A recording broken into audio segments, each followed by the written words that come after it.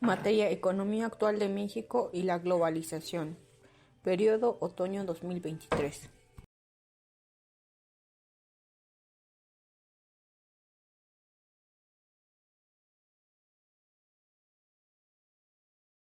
Presentación: Benemérita Universidad Autónoma de Puebla, Facultad de Contaduría Pública, Licenciatura en Contaduría Pública, Economía actual de México y la globalización, NRC 103-35. Alumnas: Ramos Tierra Blanca Mariana Celeste, Ramírez Ramírez Daniela, Trejo Morales Carla Andrea.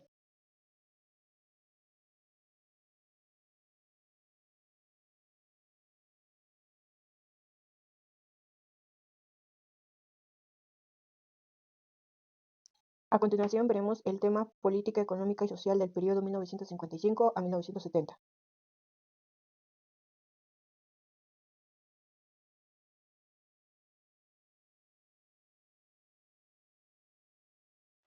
En la siguiente presentación se maneja un periodo del año 1959 a 1970, donde tenemos unos hechos importantes, que son: la economía de México crece el 7.1%, estabilidad en los precios, desequilibrio externo de forma permanente y creciente. La cuenta corriente crece un 19.9% y representa 152 millones de dólares en 1959. A finales de 1970 sube a 1.115 millones. El sector industrial crece el 8.6%. Se representa la etapa del modelo ICE en importaciones de bienes intermedios y de capital. En la imagen 1 observamos la economía, donde todos tenemos un valor adquisitivo mayor. En la imagen 2 tenemos que con la misma moneda podemos seguir comprando los bienes y servicios que comúnmente consumían. En la imagen 3 hacemos referencia al crecimiento industrial.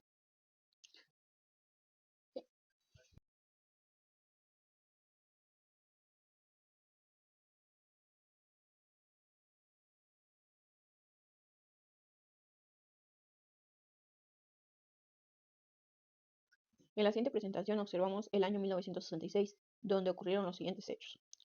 La sustitución de importaciones beneficia a la economía de México. El promotor de la industrialización que se utilizó en la segunda fase fue la base política comercial. La tasa de cambio fue fijada desde 1954 y libre de convertibilidad en todo periodo. En 1956, el 25% de las importaciones estaban controladas. Al año 1970, el 78% de las importaciones se encontraban controladas. En 1970, del 65% al 70% requerían licencia de importación. Esto quiere decir que se mantenían reguladas en su mayoría dentro del mercado de importación. En la primera imagen observamos una gráfica de importaciones e importaciones, donde vemos una estabilidad en importación. En la segunda gráfica se ve la serie de tipo de cambio, donde vemos que al año 1954 al 1984 se mantiene fija.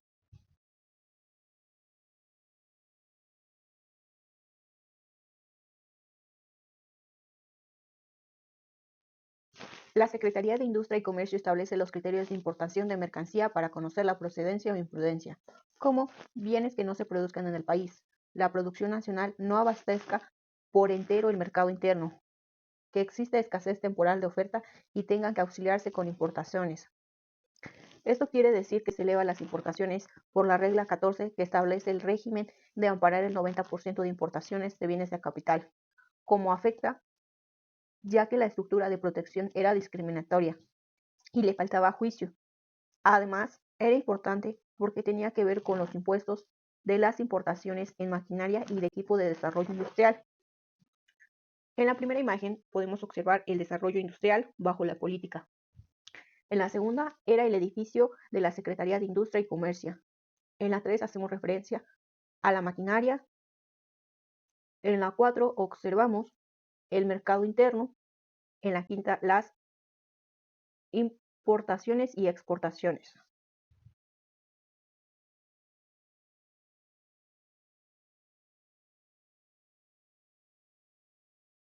Continuaremos con el sistema Economía y Sociedad de México.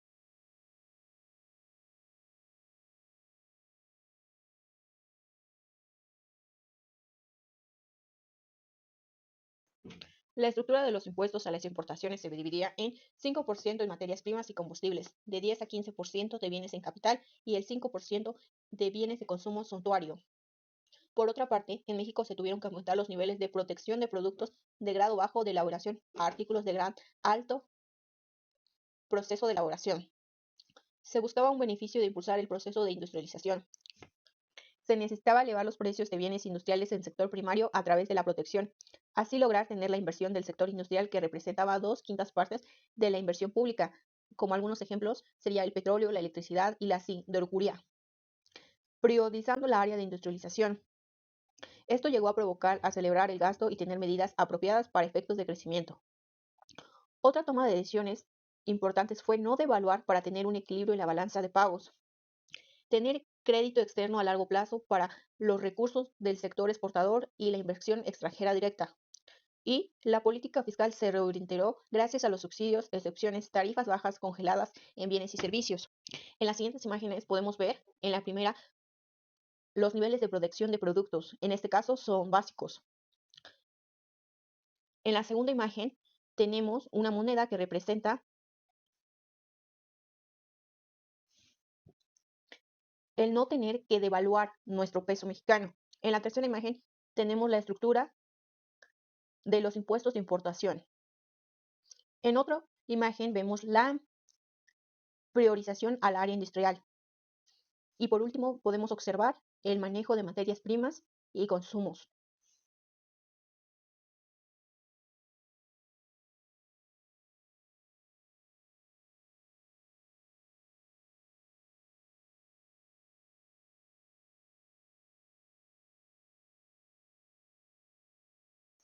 Continuamos con el subtema México, modelo IPSI, fases y quiebras.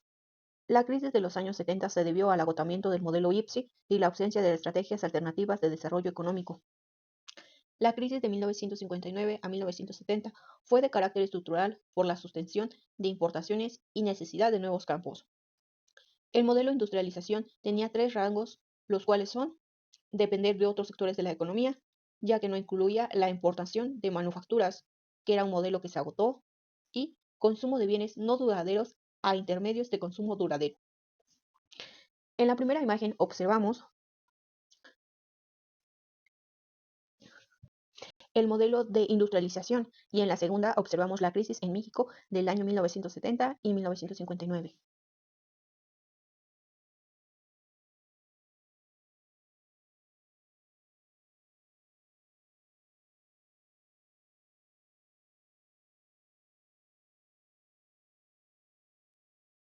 Continuamos con el subtema la crisis del sector agrícola, que es fundamental hasta el día de hoy la agricultura. El sistema judicial obstaculizaba el proceso de descampanización. Las parcelas eran de uso usufructo. Esto provocó un freno en el desarrollo capitalista agricultor. Respaldó los niveles económicos y políticos para el proceso de expansión del sector capitalista industrial. Marco Antonio Durán nos comenta que el reparto agrario fue con fines sociales, para evitar manifestaciones de protesta y que explotara la impaciencia, apoyaron las luchas por el progreso, así tener una ventaja y poder tener esperanza en el desarrollo. El desarrollo del mercado interno es importante porque beneficiaba la agricultura mexicana y el crecimiento en la industria capitalista. Considero que además beneficiaba los programas para la agricultura y los sectores como civícolas, pesqueras y ganaderas. En las imágenes podemos observar en la 1 el sector agricultor, en la segunda el mercado interno, en la tercera lo que querían evitar, las manifestaciones, y en la cuarta podemos observar la agricultura mexicana en el mercado interno.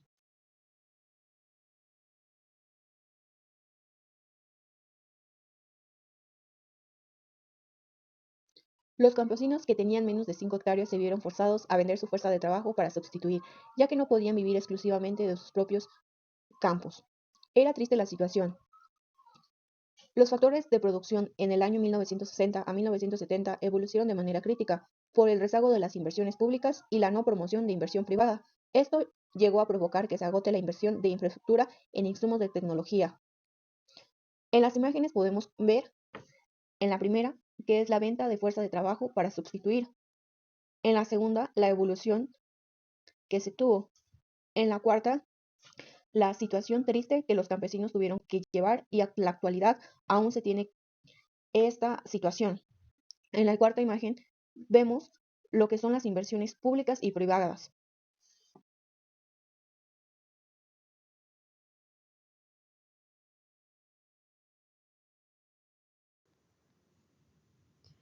Debido al rezago de la inversión, tanto pública como privada, se ve reflejada en las siguientes cifras que denotan una disminución de la superficie temporal cultivada de 1.57 millones de hectáreas, en donde podemos observar que en el año de 1965 la superficie cultivada fue de 12.15 millones de hectáreas. En cambio, para el año 1974, la superficie cultivada fue de 10.58 millones de hectáreas, por lo que en 9 años sí hubo una disminución considerable.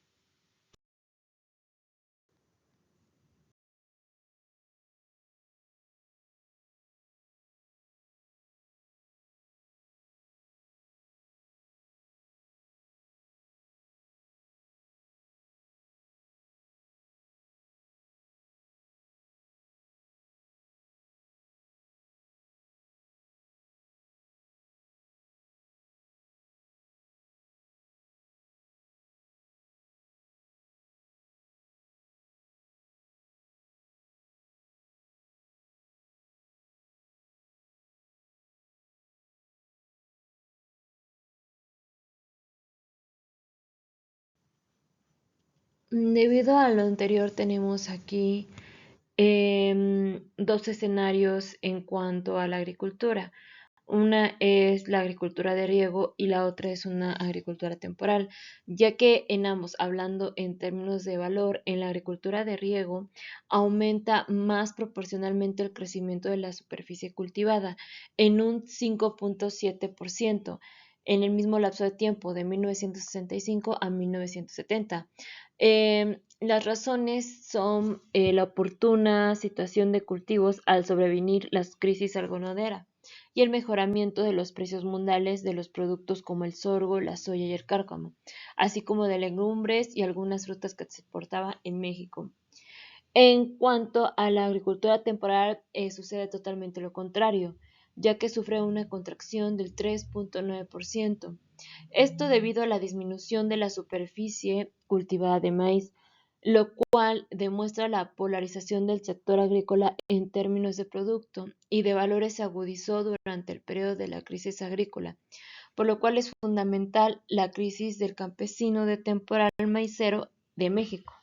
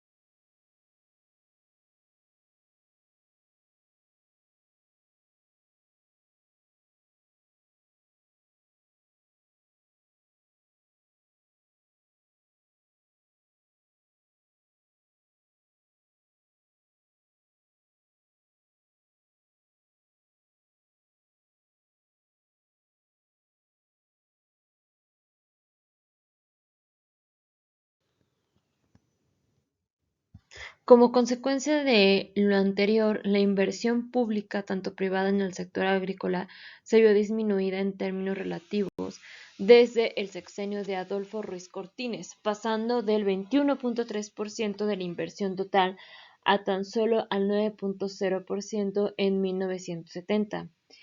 Posteriormente tenemos que en el año de 1973 Luis Echeverría impulsó la inversión al campo, siendo esta en 1974, donde la inversión total que realizó se orientó más que nada a reforzar principalmente los distritos de riego.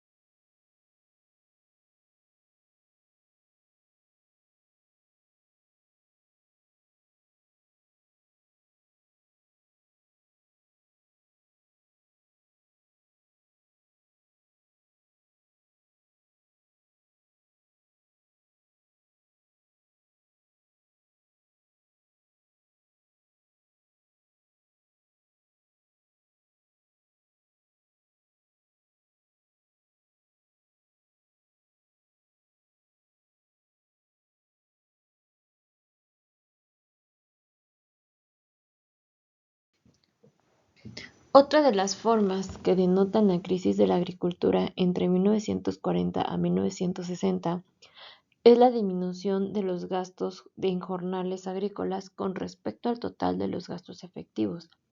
Después de los años del régimen del general Lázaro Cárdenas, el desarrollo de la agricultura se caracterizó por el surgimiento de un grupo de agricultores capitalistas, ubicados en medio de un poderoso sector de campesinos, denominados proletarizados, pobres, y de otro, los jornaleros sin tierra. Esta situación de avanzada descomposición y diferenciación del campesino logró desarrollar y ampliar en cierta medida el mercado interno para la industria, tanto nacional como extranjero.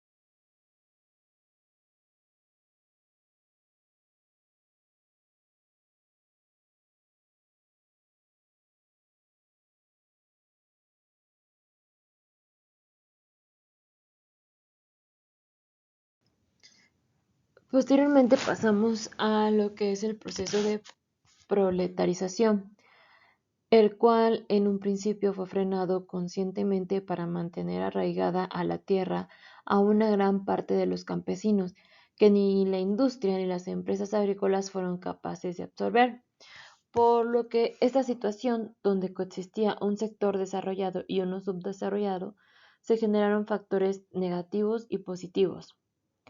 Esto al proceso de acumulación del capital, ya que la existencia de un sector subdesarrollado no capitalista da a los comerciantes capitalistas la posibilidad de obtener superganancias enormes y proporciona a los industriales y agricultores capitalistas una reserva de fuerza de trabajo barata.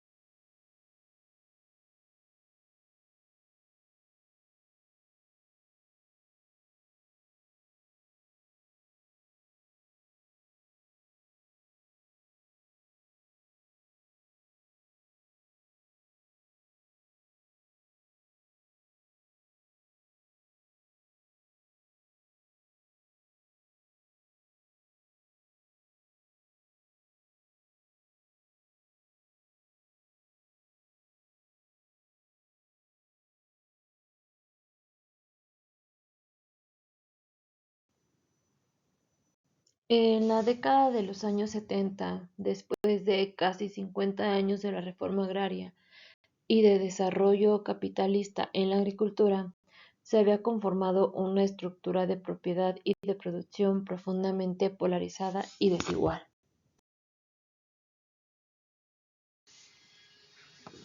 Por lo que, para explicar la situación de deterioro del sector agrícola en México en ese periodo, lo haremos caracterizando la estructura agraria a través de algunos de sus componentes, como son la distribución de los factores productivos, los recursos disponibles para la producción, la participación en la producción de los diferentes tipos de tenencia de la tierra y la participación en la producción de los grupos sociales rurales. Por lo tanto, existen varios enfoques para poder entender o darle ciertas características a la estructura agraria.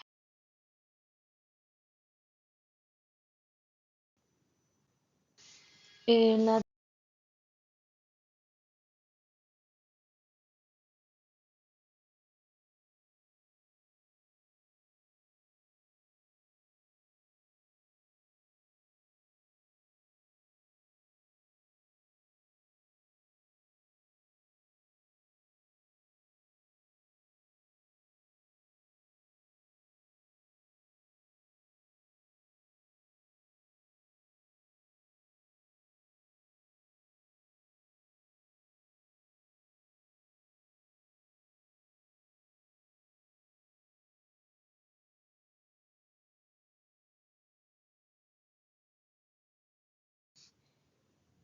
Por lo que uno de los enfoques es la corriente estructuralista, ya que esta misma considera como estructura agraria de modo implícito aquella capaz de satisfacer las demandas de desarrollo urbano-industrial en términos de generación de bienes y servicios a precios estables, generación de divisas, transferencia de excedentes y formación del mercado interno para bienes industriales.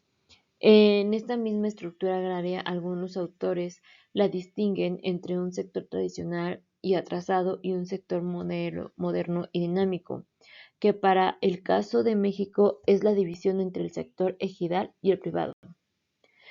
También tenemos que para esta corriente la estructura agraria se presenta en sus diversas unidades, haciendo una gran diferenciación cuantitativa referida al tamaño de su superficie controlada, al valor del producto o al empleo generado.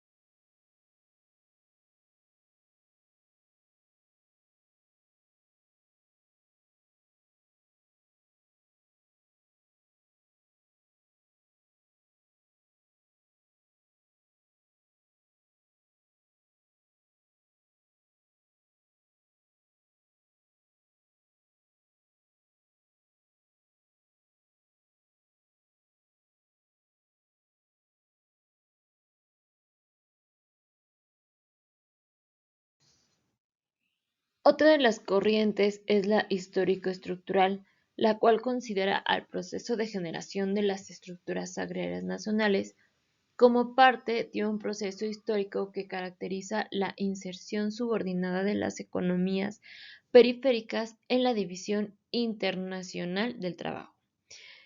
Por lo tanto, esta corriente analiza la estructura agraria a partir de las relaciones sociales de producción, del tamaño de las unidades y de las formas de tenencia. Principalmente se enfoca en el minifundio ejidal y privado, las unidades familiares, las cuales serían algo más que un minifundio sin llegar a ser explotaciones prósperas y productivas. Y también a los propietarios medianos y grandes, los cuales son separados arbitrariamente en función del tamaño de sus predios, de 25.0 a 200.0 hectáreas y más de 200.0 hectáreas.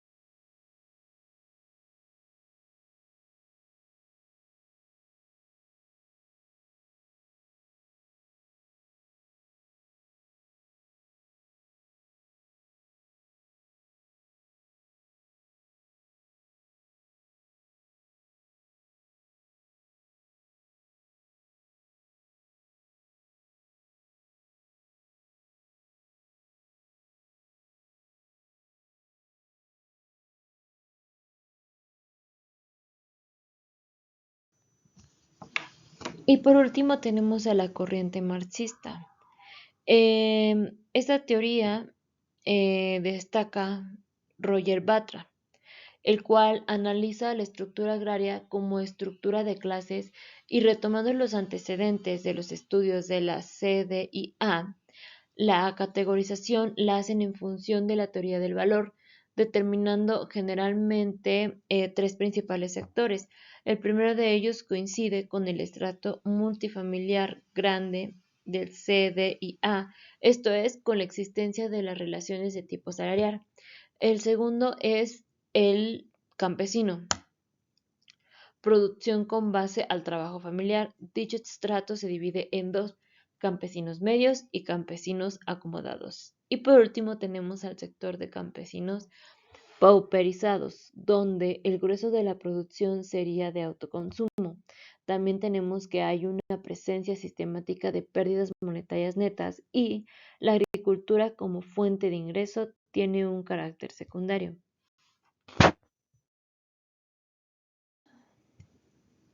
Así pues, la riqueza de un sector no es a costa de otro sector, sino que se debe a la explotación de las clases trabajadoras.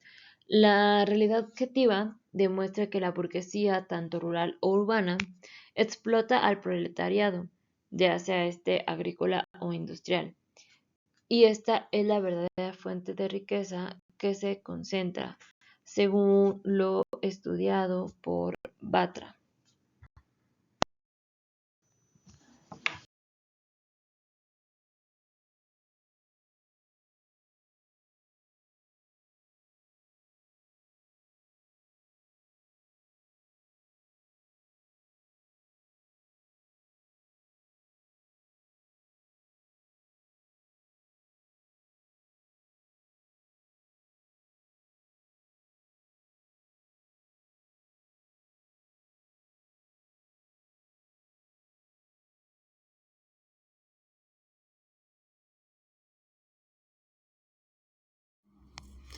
Continuando, en 1974 la agricultura formaba una parte importante en la fuerza de trabajo, incluso en actividades urbano-industriales que provenían y estaban vinculadas directamente con la economía campesina.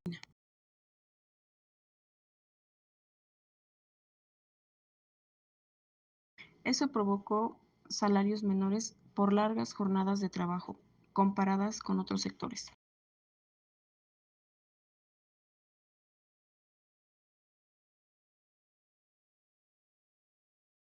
Década de 1976 en México.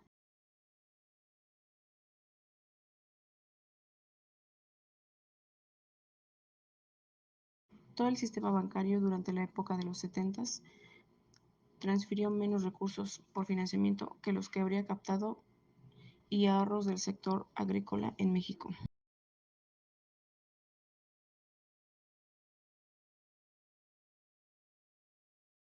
El aumento de divisas en el país fue principalmente por exportación de maíz y trigo, como se observa en el cuadro siguiente.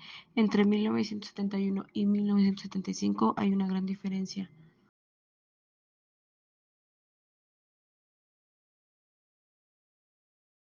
Esto dio lugar a la devaluación del peso en agosto de 1976. El cambio de papel de ser exportadores e importadores de productos agrícolas llevó a que crearan divisas para importar alimentos, lo que implicó importar productos básicos a precios muy elevados, de manera que ahora la situación no solo consistió en que las divisas generadas por la agricultura se transfiriera a otros sectores más dinámicos, sino que sería una sangría neta de divisas para satisfacer los consumos alimenticios de la población.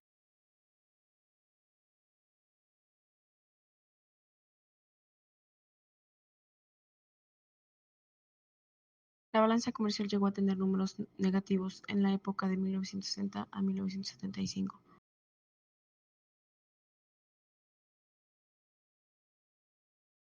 Y por consecuencia de la crisis hubo alzas de precios en el mercado mundial de granos. Por ejemplo, el maíz y el trigo triplicaron su precio entre 1971 y 1975. Como observamos en el siguiente cuadro, en 1975 hubo mucha diferencia de 1971.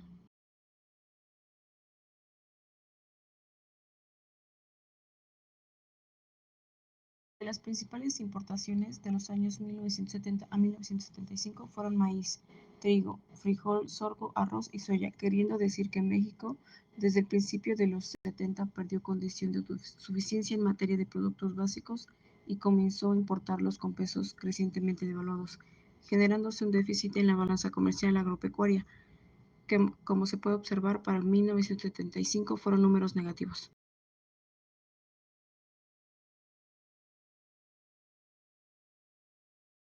Contexto político y social, consecuencias del cardenismo y populismo en México.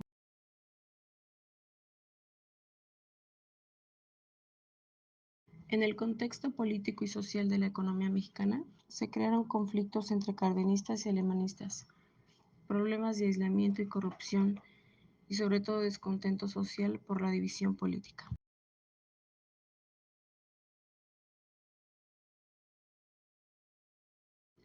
Por fin, después de los sucesos del 1968, el consenso de élites había constituido hasta ese momento el principal pilar de la estabilidad política en el país, y fue en 1969 que entró en vigor la reforma constitucional, que fue aprobada el 22 de diciembre de 1966, creando el voto activo joven.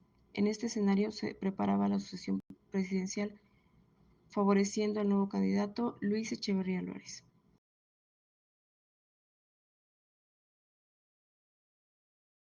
Y fue en 1968 cuando se propició el desgaste del modelo político y el movimiento estudiantil. Eso causó una adecuada forma de llevar el sistema en la sociedad y se incorporaron exigencias de los nuevos sectores sociales. Y fue hasta 1964 que el presidente electo fue caracterizado porque su modelo político adquirió reconocimiento a nivel económico por las ventajas que produjo en el país.